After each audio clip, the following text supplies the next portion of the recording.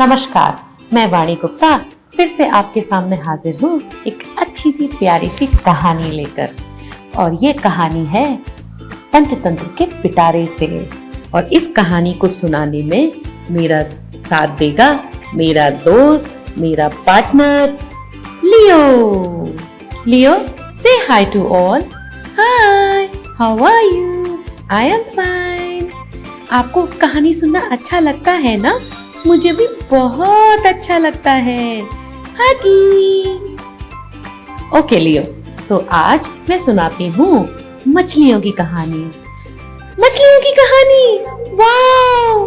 मुझे jumping jumping fishes बहुत अच्छी लगती है। क्या आपको भी अच्छी लगती है? हाँ, आपको भी पसंद आती होंगी ना? हमें भी बहुत अच्छी लगती हैं। एक बार एक तालाब में 3 मछलियां थीं। नदी के पीछे की तरफ थोड़ा सा पानी इकट्ठा हो जाने की वजह से वहाँ एक तालाब बन गया था। उसी तालाब में ये मछलियां रहती थीं। तीनों पक्की सहेलियां थीं। पक्की सहेलियां मतलब साथ खाती, साथ खेलती और साथ ही रहती थीं। एक मछली बहुत बुद्धिमान थी। एक मछली थोड़ी सी डरती थी बट मुश्किलों में अपने लिए रास्ता निकाल लेती थी। और एक मछली उनमें से बहुत आलसी थी, वो कोई काम नहीं करती थी। एक दिन कुछ मछली पकड़ने वाले मछुआरे उस तालाब के पास आ गए। एक मछुआरा बोला, अरे यहाँ पर तो बहुत सारी मछलियां हैं, हम कभी पहले इधर क्यों नहीं आए? दूसरा बोला, हाँ, हमको यहाँ पर आना चाहिए था।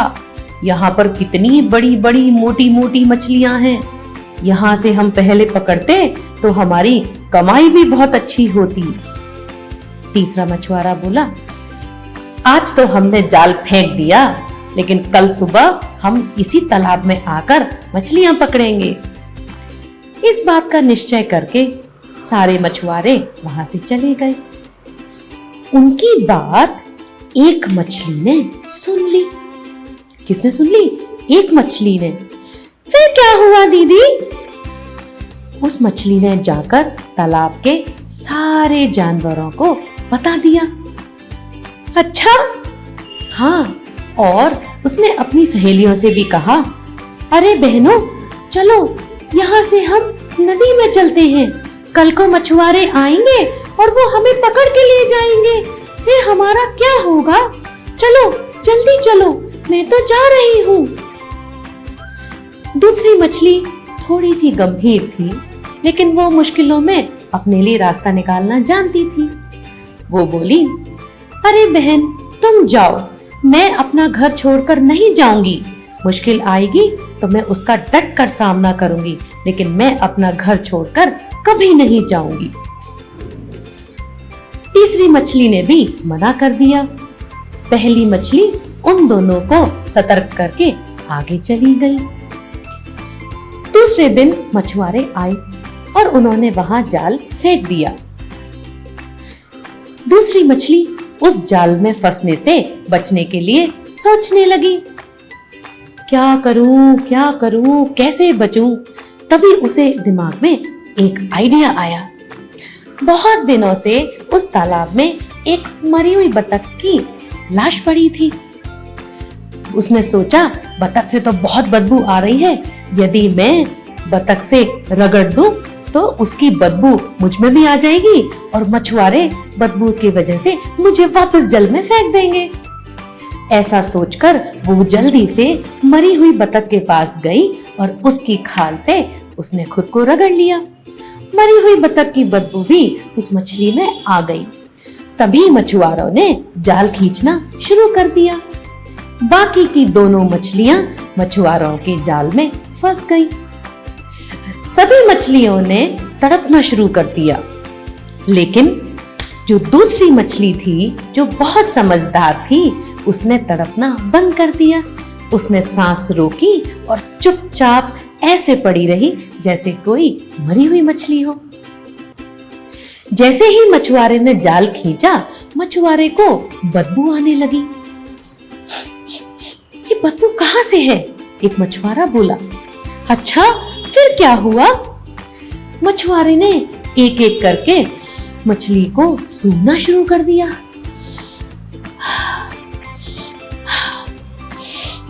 जैसे ही उसने दूसरी मछली को सूंघा, इसमें तो बहुत बदबू है, शायद ये बहुत दिनों से मरी हुई है, कहकर मछुआरे ने मछली को वापस तालाब में फेंक दिया और मछली उस जाल से बच गई। तीसरी मछली का क्या हुआ दीदी? तीसरी मछली वो तड़पती रही, उसने किसी की बात नहीं सुनी और ना अपने समय रहते अपनी जान बचाने के लिए कोई बचाव किया। बेचारी दूसरी मछलियों की तरह मारी गई। अरे दीदी, उसको भी दूसरे तालाब में चले जाना चाहिए था ना। अरे तालाब नहीं बुद्धू, नदी। हाँ हाँ, नदी में उसे चले जाना चाहिए था। हाँ, लेकिन वो आलसी थी ना, इसलिए वो नहीं गई। तो बच्चों, कहानी यहाँ खत्म होती है। इस कहानी से हमें क्या शिक्षा मिलती है? क्या शिक्षा मिलती है दीदी? जल्दी बताओ। इस कहानी से हमें ये शिक्षा मिलती है कि आलस हमेशा अपने साथ किसी न किसी मुसीबत को लेकर आता है। Moral of the story is laziness always leads to trouble। इसलिए हमें आलस कभी नहीं करना चाहिए और हमको हमेशा चुस्त दुरुस्त और समझदारी से मुसीबतों का सामना करना चाहिए। अरे वाह दीदी, बहुत अच्छी कहानी। तो दोस्तों, आज का सेशन यहीं तक। अब मैं आपको बताती हूँ अपनी स्टोरी बुक्स के बारे में। आप हमारी कहानियों को हमारी इन स्टोरी बुक्स में पढ़ सकते हैं। इनके लिंक्स आपको डिस्क्रिप्शन में शेयर कर दिए गए हैं। क्लिक करके अपनी मनचाही भाषा का कॉम्बो आप Amazon से ऑर्डर कर सकते हैं। तो बच्चों, आज का साथ इतना ही। अगले हफ्ते इसी समय इसी दिन मैं फिर से लाऊंगी एक प्यारी सी छोटी सी अच्छी सी कहानी। दीदी, मैं भी बाय करूंगा। Bye bye.